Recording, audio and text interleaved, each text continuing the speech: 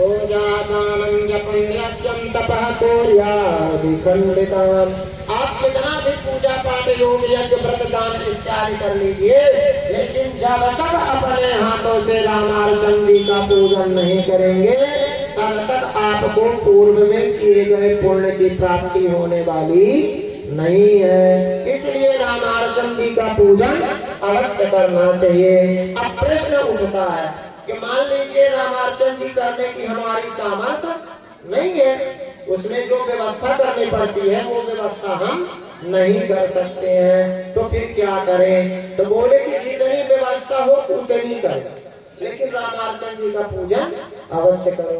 अब मान लो बिल्कुल भी हम व्यवस्था नहीं कर सकते हैं, तो किसी के यहाँ अगर रामार्चन जी का पूजन होता हो तो वहां जाकर के रामार्चन जी के पूजन का दर्शन कर लो, आपको सारी सिद्धियों की प्राप्ति हो जाएगी। लेकिन रामार्चन जी का पूजन और दर्शन अवश्य करना चाहिए, क्योंकि व्यक्ति के मन में जितनी प्रकार की कामनाएं होती हैं वो सारी मनोकामनाएं रामार्चन जी की कृपा से पूर्ण हो जाती है। कामना सिद्धिदाम सौम्यम सर्व विघ्न विनाशिने रामार्चा शोभने कृत्वा न कश्चित् दुःखभाग्नः।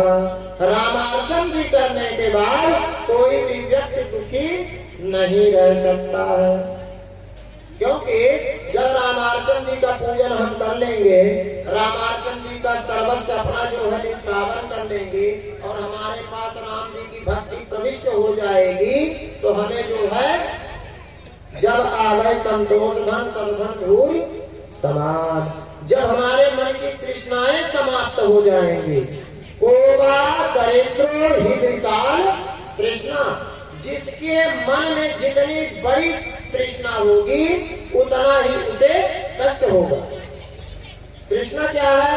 आज हमारे पास एक गाड़ी है, अगर 4 हो जाए, 4 गाड़ी है तो 8 हो जाए, यही तृष्णा है। और ये तृष्णा जिस दिन समाप्त हो जाएगी उस दिन जीव जो है परम सुखी हो जाएगा, और राम जी की कृपा से उसे किसी प्रकार का दुख प्राप्त होने वाला नहीं है, वो सर्वदा सुखमय जीवन व्यतीत करेगा। फिर कहते हैं कि रामार्चाया परम यज्ञ रामार्चाया परम तपः रामार्चाया परम दानम रामार्चाया परो जपः रामार्चाया परम पुण्यम नास्ति लोकेषु त्रिष्वपि रामार्चनं परम सिद्ध्यं बद्धोधकरं परम।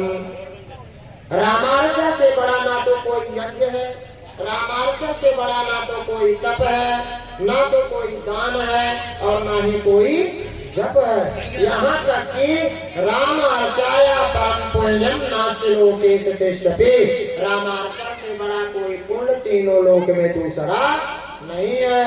इसलिए रामार्चन जी का पूजन अवश्य करना चाहिए। अब रामार्चन जी का प्रथम अक्षर आता है राम, राम, और फिर उसमें अर्चना जोड़ दिया जाता है तो रामार्चन बन जाता है।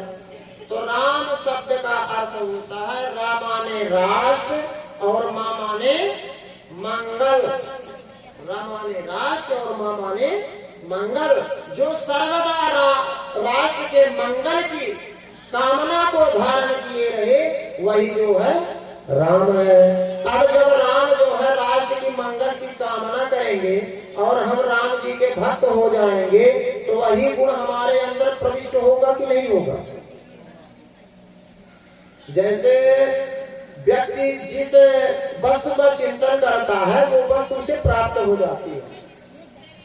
भागवत पुराण में कथा आती है कि जब भरत जी बड़े ही भगवान के भक्त थे, लेकिन अंत समय में जिसका चिंतन किया दूसरे जन्म में उन्हें उसी योनि में जन्म लेना पड़ा।